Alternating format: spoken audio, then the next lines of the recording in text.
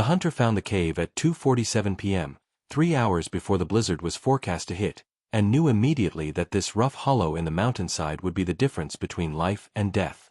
He stood at the entrance, barely tall enough to stand upright, maybe 4 meters deep and 3 meters wide, and assessed it with the practiced eye of someone who'd spent 30 years surviving in wild places. The cave wasn't ideal. The floor was uneven rock and dirt. The entrance faced northwest, directly into the prevailing wind.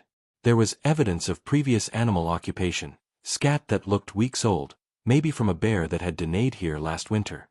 But it was shelter. Real shelter, with a stone roof and walls that would hold heat, positioned high enough on the slope that snow wouldn't bury the entrance completely. In 6 hours, when the storm arrived with its forecast of -20 degrees and winds exceeding 80 kilometers per hour, this cave would be the only thing standing between him and exposure death.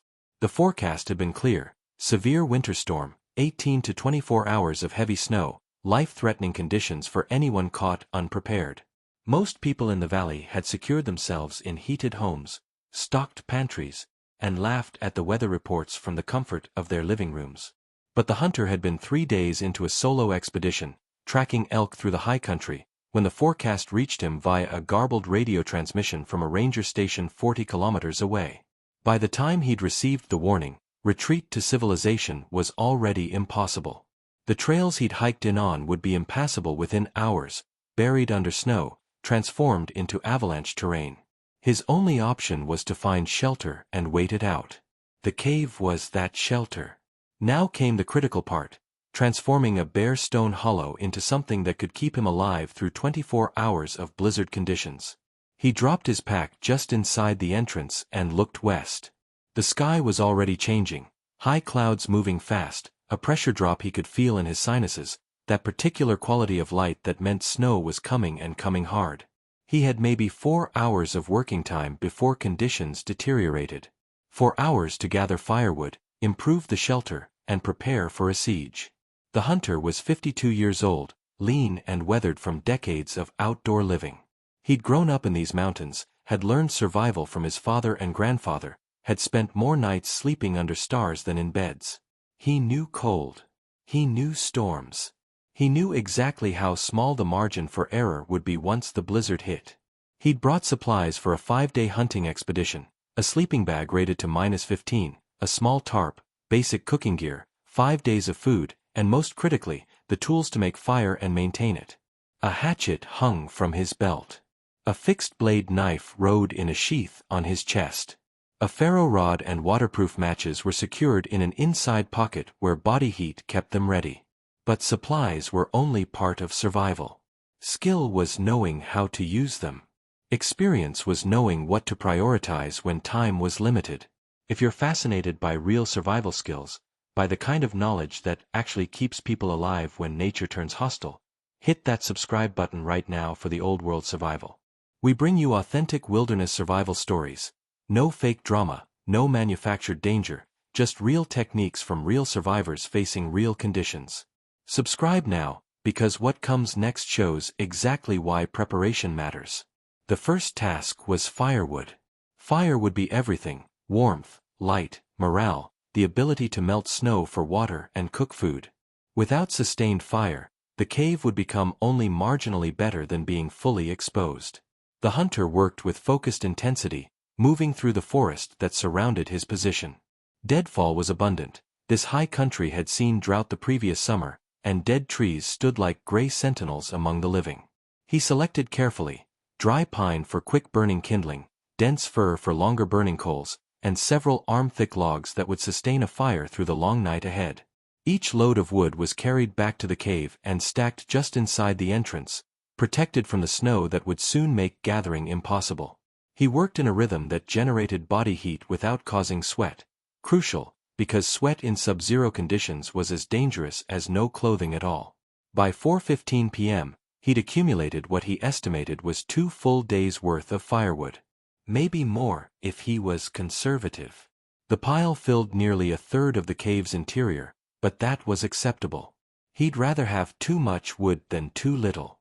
The second task was improving the cave entrance. Wind would be the enemy once the storm hit. It would drive snow inside, would steal heat from his fire, would make the cave barely more protective than being outside.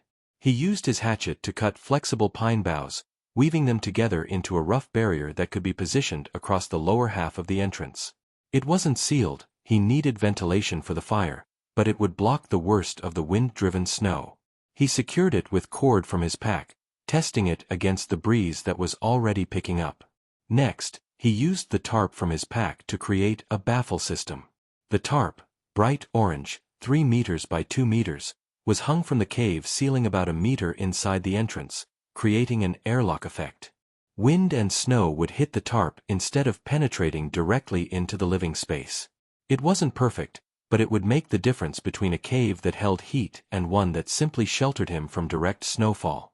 By 5 p.m., the light was fading and the first snow was falling. Not the heavy, wind-driven snow of the main storm. Not yet. But light flakes that drifted down with deceptive gentleness, a warning of what was coming. The hunter returned to the forest one final time, gathering armfuls of dry grass and moss that he found in protected areas beneath rock overhangs. This would be his fire-starting material, his tinder bundle that needed to catch from spark and transfer flame to kindling. In wet conditions, getting a fire started was often harder than keeping it burning. He gathered far more than he thought he'd need. Back at the cave, he began arranging his living space with the methodical care of someone who understood that organization now would prevent fumbling in the dark later. The sleeping bag went on the driest, flattest section of floor, positioned as far from the entrance as possible where heat from the fire would accumulate. His food went on a rock ledge where it would stay frozen but accessible. His water bottles, filled from a stream he'd passed an hour before finding the cave, went near where the fire would be, where radiant heat would keep them from freezing solid. The fire pit was positioned carefully, close enough to the entrance that smoke would vent naturally, far enough back that wind wouldn't disrupt the flames, on bare rock that wouldn't ignite and spread. He surrounded it with a ring of fist-sized stones that would absorb heat and radiate it long after the flames died down. At 5:47 p.m., with darkness nearly complete and snow falling steadily now, the hunter built his first fire. He arranged the tinder bundle, dry grass and moss formed into a bird's nest shape. Kindling stacked in a teepee formation above it. Larger sticks positioned to catch once the kindling was burning well. He struck his ferro rod. Sparks cascaded into the tinder, and for one breath-holding moment, nothing happened. Then an ember glowed. He bent close, cupped his hands around it, and blew gently. The ember brightened. Smoke appeared. He added more tinder, coaxing the ember into flame. Fire.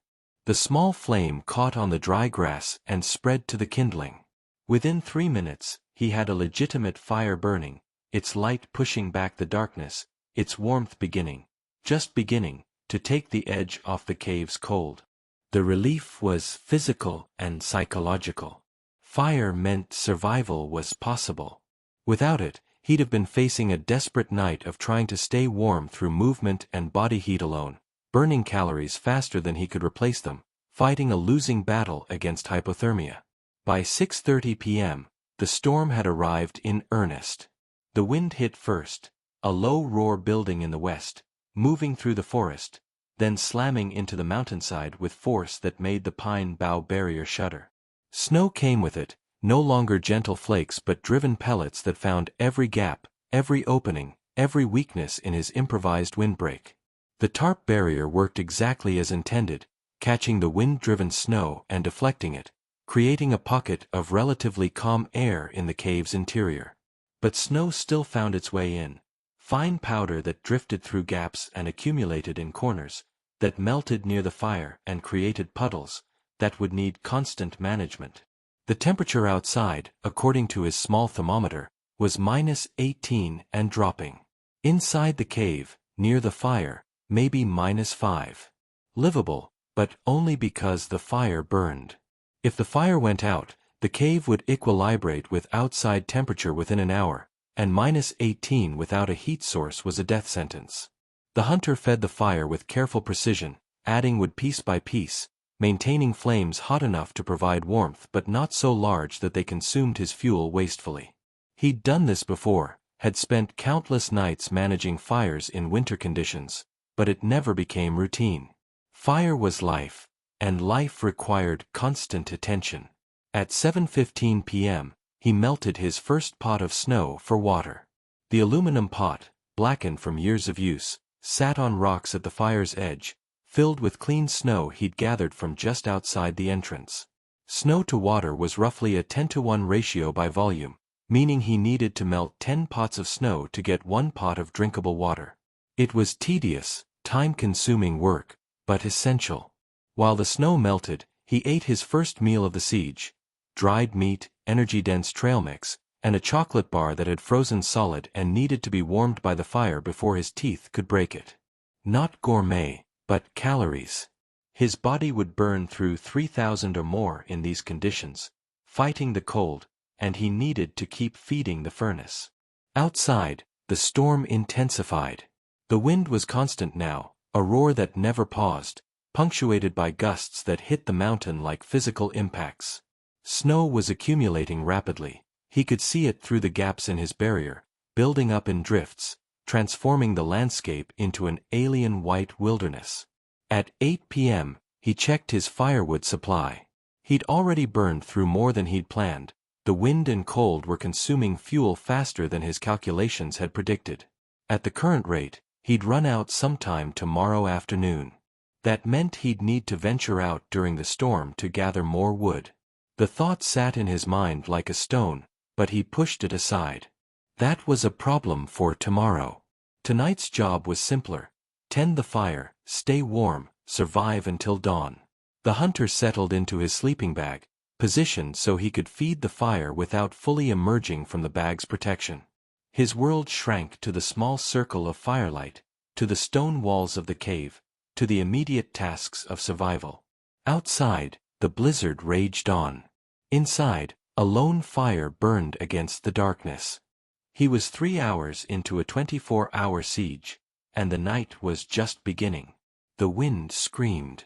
The fire crackled. The hunter fed another piece of wood to the flames and prepared for the long hours ahead. Survival, he'd learned decades ago, wasn't about heroics or grand gestures. It was about doing the next small thing correctly, then the next, until eventually the crisis passed and you were still breathing.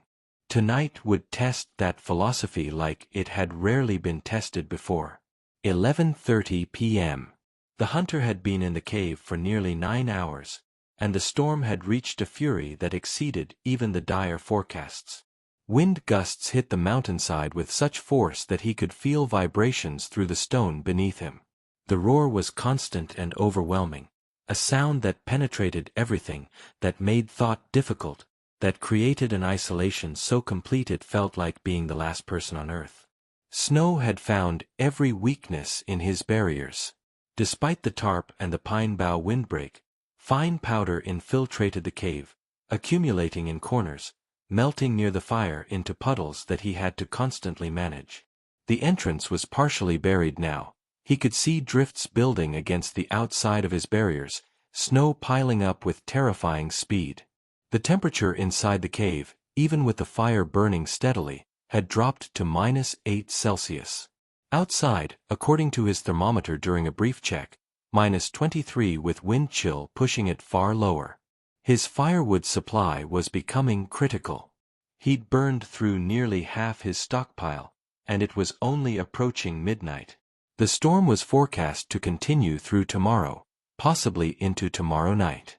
The mathematics were brutal. At current consumption, he'd run out of wood by mid-afternoon tomorrow.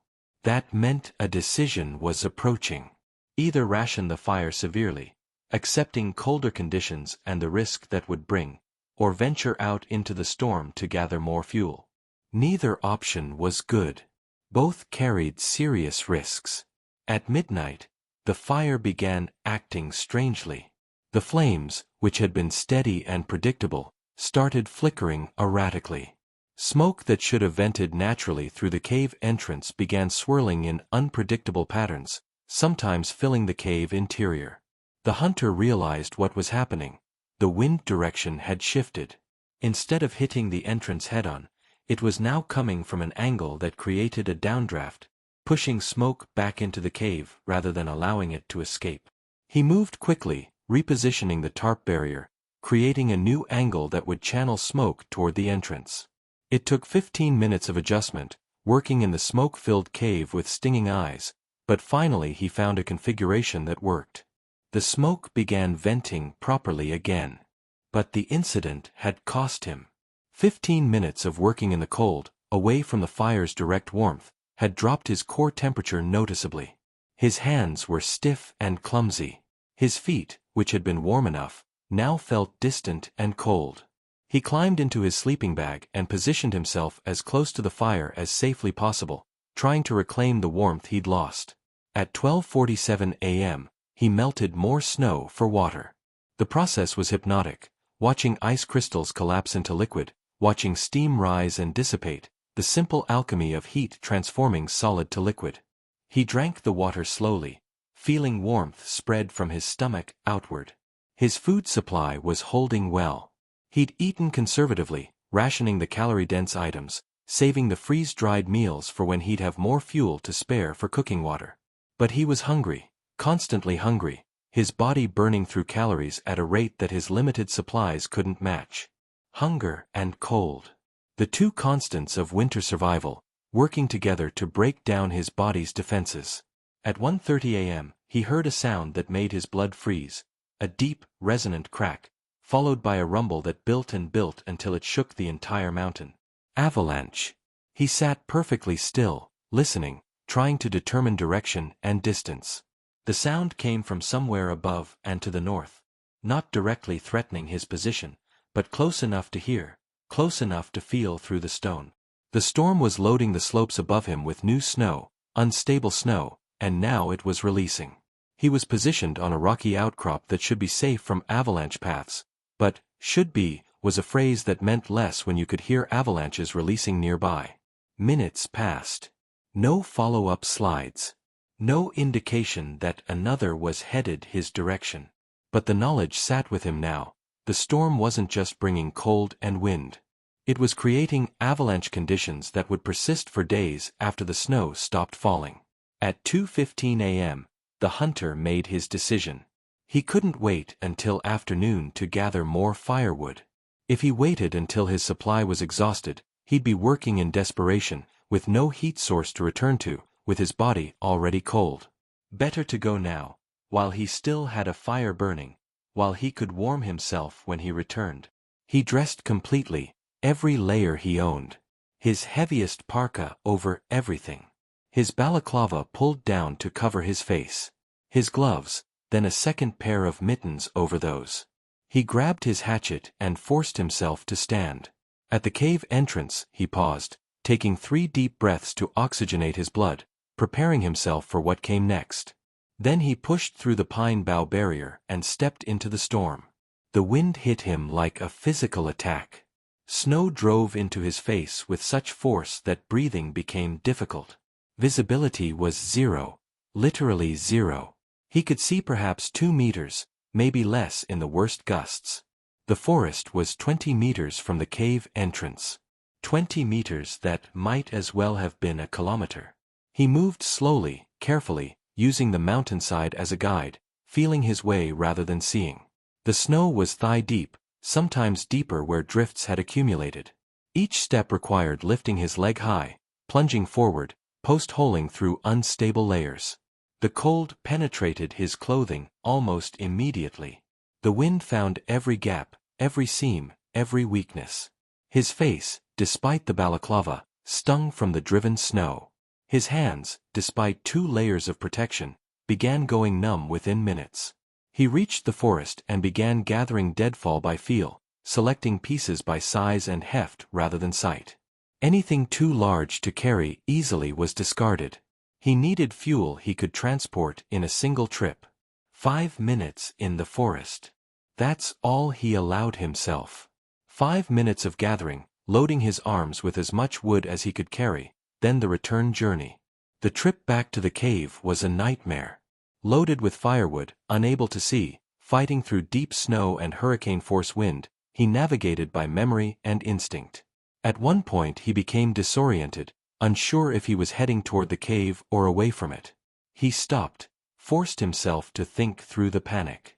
The wind was hitting his left side, which meant the cave was ahead and slightly right. He adjusted his direction and pushed forward. The orange tarp of his cave entrance appeared like a miracle, barely visible through the white chaos. He stumbled through the barrier and dumped the firewood just inside, gasping, his entire body shaking from cold and exertion. That single trip, maybe 15 minutes total, had nearly killed him. His face was frozen where the balaclava had created gaps. His hands were dangerously cold despite the gloves and mittens. His core temperature had dropped noticeably. He stripped his outer layers, they were packed with snow that was already melting, and positioned himself by the fire, absorbing heat, waiting for sensation to return to his extremities. The pain when circulation returned was intense. His hands felt like they were being stabbed with hot needles. His face burned. But pain meant the tissue was alive, meant he'd avoided serious frostbite. He'd gathered maybe 2 hours' worth of firewood, at the cost of nearly dying from exposure. The mathematics had changed. He couldn't gather wood again. Not in these conditions. What he had now, what he'd started with plus what he'd just risked his life to collect, would have to last until the storm broke. At 3:30 a.m., he made the hardest decision of the night. He banked the fire, reducing it to a small flame and a bed of coals that would consume fuel much more slowly.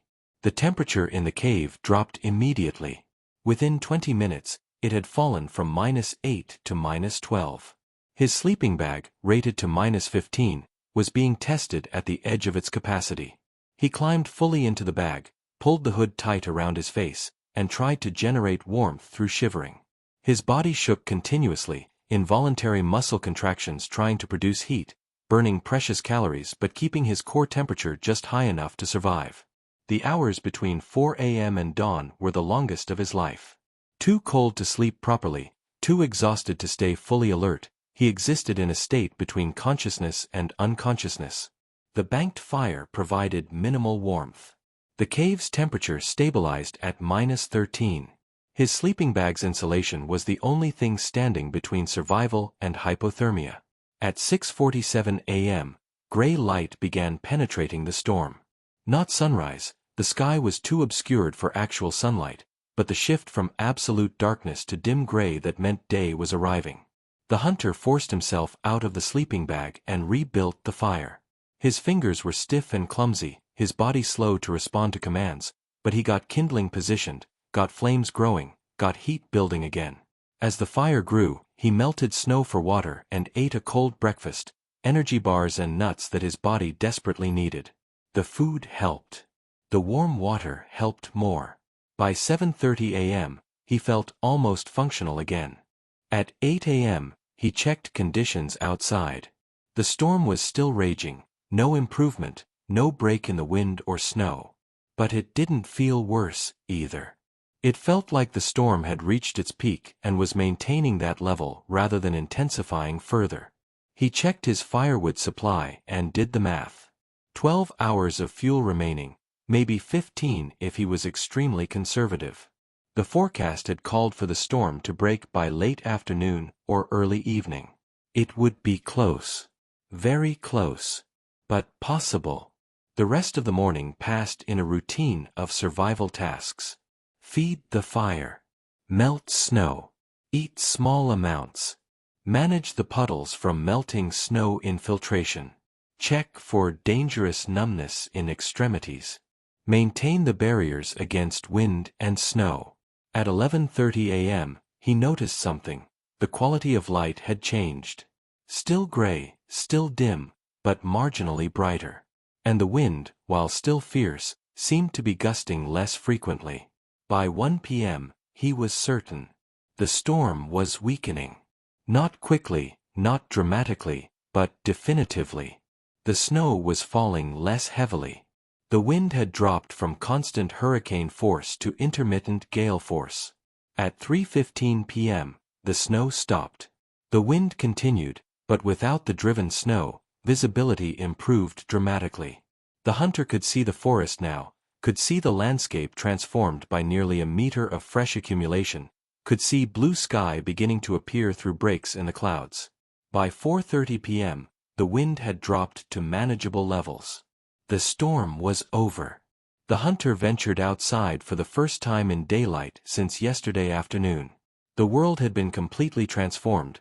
What had been rocky, forested terrain was now a smooth white landscape, drifts sculpted by wind into alien formations. But it was beautiful.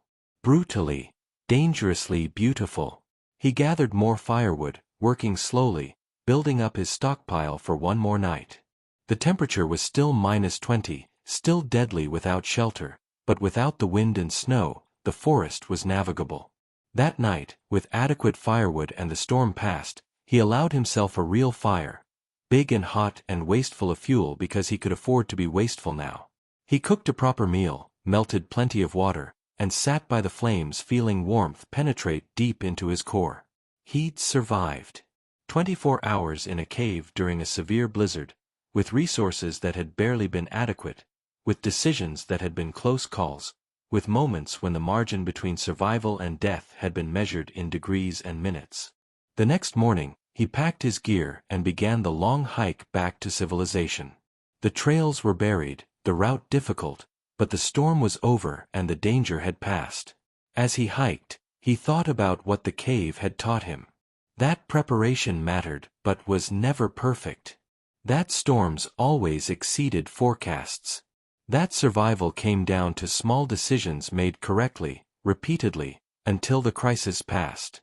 The mountains had tested him and found him adequate. Barely adequate, but adequate nonetheless. Real survival isn't about adventure or glory, it's about making the right decisions when conditions turn hostile and everything depends on getting the basics right. Fire, shelter, water, and the determination to keep going when comfort is a distant memory. If stories like this resonate with you, authentic wilderness survival, honest accounts of what works and what doesn't, and the unglamorous truth about staying alive when nature tests your limits, then subscribe to the Old World Survival right now. We document real survival techniques from real situations. No fake drama. No manufactured danger. Just the knowledge that's kept people alive for generations, presented through stories that show why traditional skills still matter. Hit that subscribe button and join our community of outdoor enthusiasts, hunters, and survivalists who understand that the best survival story is the one where you walk out alive because you knew what to do and did it correctly. Subscribe to the Old World Survival, because when the storm hits and you're alone in the wild, Hollywood tactics won't save you. Knowledge will.